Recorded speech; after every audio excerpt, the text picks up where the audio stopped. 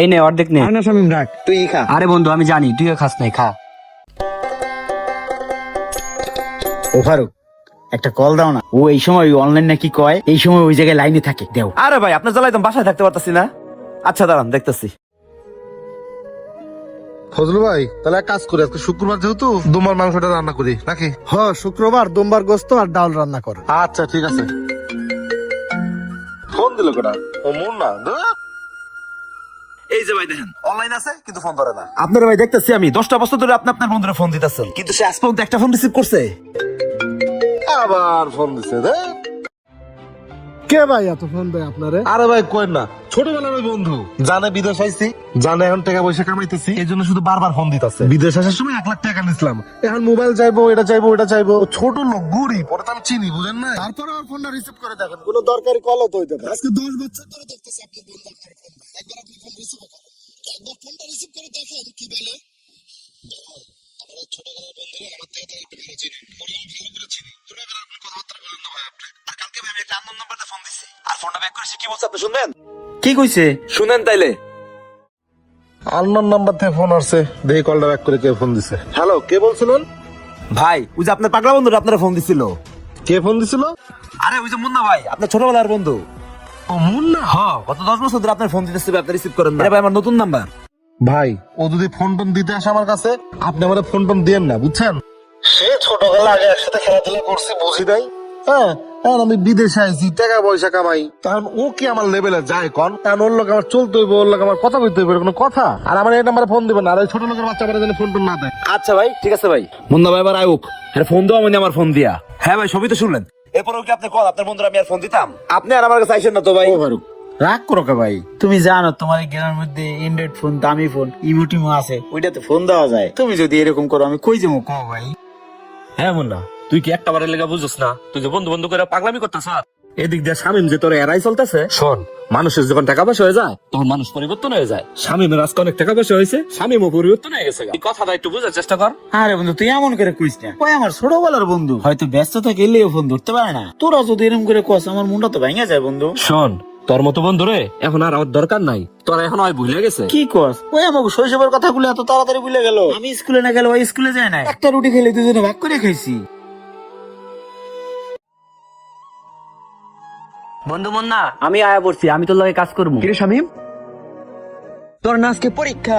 পরীক্ষা বাদ দে, তুই এনে কে যা পরীক্ষা দিতে যা। না বন্ধু, তুই যে জায়গা নাই ওই জায়গা আমিও নাই।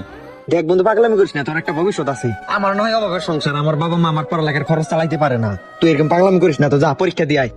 দেখ বন্ধু, আমরা ছোটবেলা থেকে একলগে বড় হইছি, তুই যে জায়গা নাই ওই জায়গা আমিও নাই। আমি পরীক্ষা দিতে পারবো না বন্ধু, তুই আমার মাফ করে দিস বন্ধু। বন্ধু তুই আমার এত ভালোবাসোস।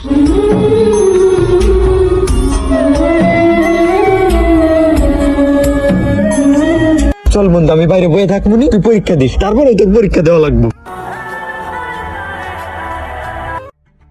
আশেপাশে কেউ দেখার আগে তাড়াতাড়ি কামটা করা লাগবে। ওই ওই দাঁড়া, লঙ্গির মধ্যে কিনেছো দেই? কিরে তুই লাউ চুরি করছিস কে? আর কোনোদিনও চুরি করবো না। এই বেটা, আমার বন্ধুরে মারেন কে লেগে? আমার বন্ধু কি করছে? তোর বন্ধু লাউ চুরি করছে, হাতে না তো ধরছি বেটা। তাইলে আরে একা মারবেন কে লিগা? আমারে মারেন। জীবনে আমি অনেক বন্ধু দেখছি, কিন্তু তোগো মতন বন্ধু দেখি না। দাঁড়া, তোরেও গাড়াইতেছি। আরে গাদা, তাড়াতাড়ি দাঁড়া, ওই ওই তোকে জানি আর লাউ খেতে না দেখি। কাজটার ঘরের কাজটা।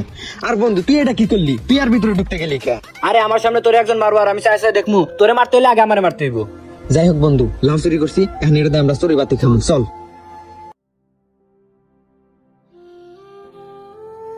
আব্বা, কি রে বাজান, কিছু কবি?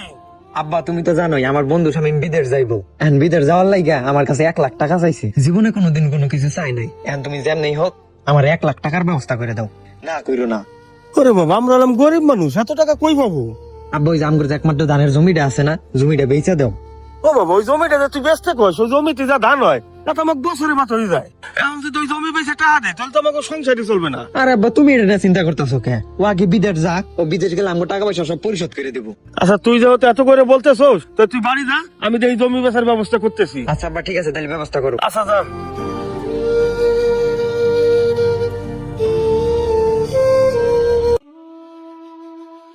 কিরে বন্ধু তুই এনে বই আসোস? আমি তোরে পুরা বাড়ি খুঁজাইলাম, কোন জায়গায় পাইলাম না। ওই দেখ চাপ, শুনলাম সকাল থেকে তুই বলে কিছু খাস নাই। এই নে, আমার কাছে 20 টাকা ছিল, 20 টাকাতে রুটি কিনে নিলাম, নে খা।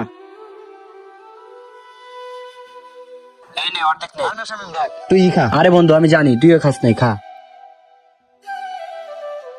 বন্ধু আমি বুঝছি তোর মন খারাপ কিসের জন্য।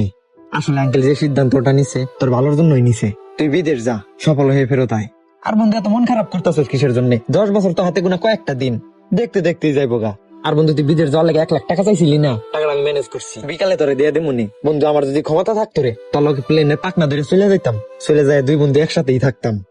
বন্ধু আমি সবই বুঝলাম, সবই মানলাম, কিন্তু আমি তোর ছাড়া থাকতে পারবো না।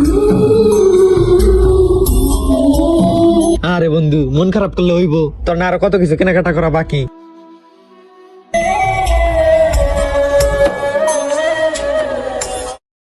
না রে বন্ধু, তুই মিছা কথা কইতাছস। ও আমার বলতে পারে না বন্ধু।